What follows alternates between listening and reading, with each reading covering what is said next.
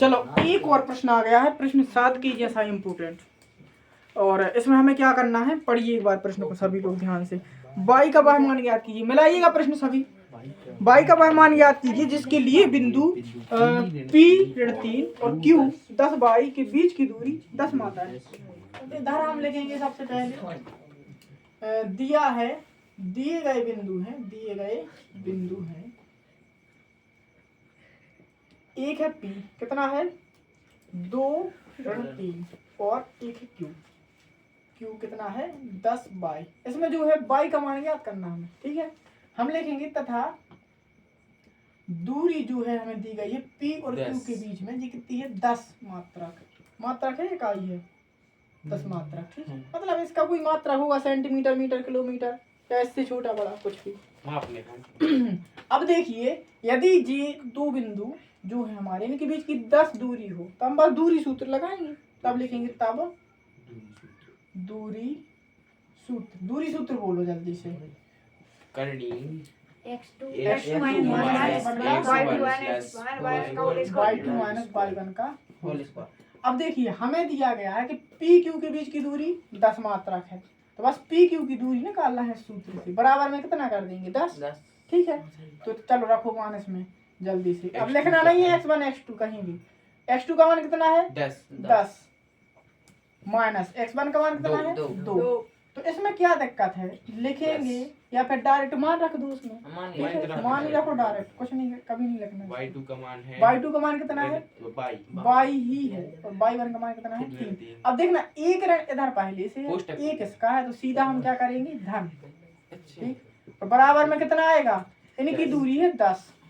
अब देखो जे है वर्गमूल और जे हमारी संख्या लिखी है, तो अगर समीकरण में वर्गमूल हटता है तो उस तरफ क्या लग जाता है, उल्टा होता है। वर्गमूल का क्या लग जाएगा वर्ग, तो हम लिखेंगे 10 में से 2 हटा दो 8 का वर्ग, और y प्लस 3 का वर्ग बराबर में हो जाएगा 10 का वर्ग। वर्गमूल हटता है तो वर्ग लगता है, उल्टा होता है, ठीक है। तो 8 का वर्ग 64। फिर देखेंगे y प्लस 3, इसको 2 बार लिख लो, या तो सर्वसमी का लगा दो a प्लस b का होल स्क्वायर, या फिर बढ़िया है 2 बार लिखो, क्योंकि सर्वसमी का बहुत से लोगों को याद नहीं रहती। तो 64 बाई का बाई में बाई का वर्ग, ठीक है, बोलते जाओ सभी। बाई का 3 में 3 बाई, फिर बाई का 3 का बाई में, तो क्या हो जाएगा 3 बाई, और बाई 3 का 3 में 3 तरह का 9 बराबर में कितना हो जाएगा 100। तो इसके बाद 64 और 9 को जोड़ दो। सबसे पहले लिखेंगे बाई वर्ग, 3 बाई जोड़ के कितने हो जाएंगे 6 बाई। 64 और 9 को जोड़ दो कितने हो गए 73, बराबर में कितना है 100। 73 को 100 को इस तरफ लाओ, बाई का वर्ग प्लस के 6 बाई, और जी 100 इस तरफ आएंगे तो हो जाएगा 73 माइनस 100 बराबर में कितना आ जाएगा 0, ठीक है।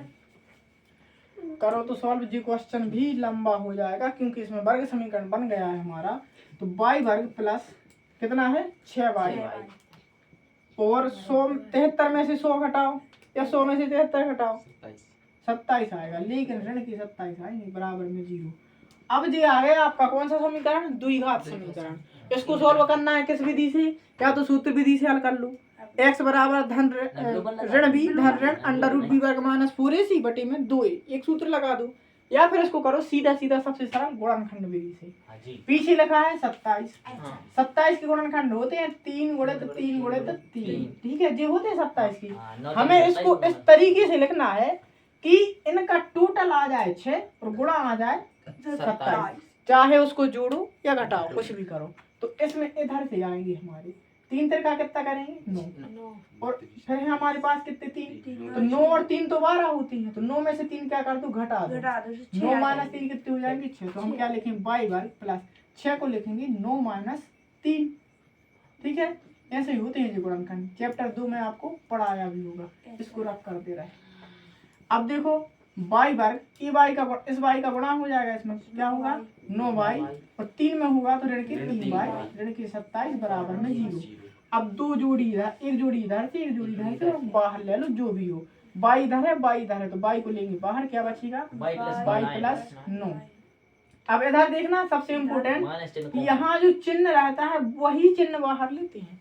यहाँ है माइनस चिन्ह, तो माइनस को लेंगे बाहर, पहली बात। दूसरी, अब क्या है 3 और 27, बाई तो है नहीं दोनों जगह, तो 3 लेंगे बाहर, क्योंकि 3 का भाग 27 में जाता है।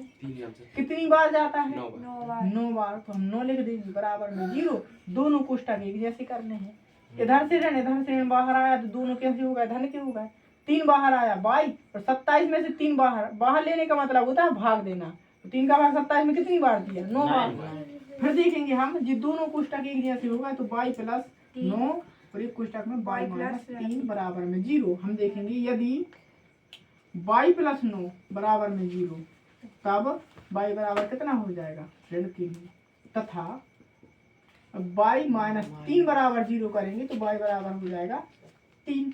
अब देखिए हमें चाहिए था कौन सा बिंदु? जी क्यू बाई का मान। हम ये 2 मान हो जाएंगे हमारी बाई के, बस आंसर मैं करूँ इसको? 2 ही है ना, ऋण 9 और 3।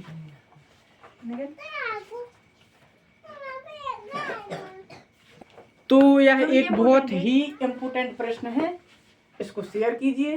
पढ़ाने में जो कमियां हो उसको भी बताइए। आपके सुझाव और शिकायत दोनों का इंतजार है।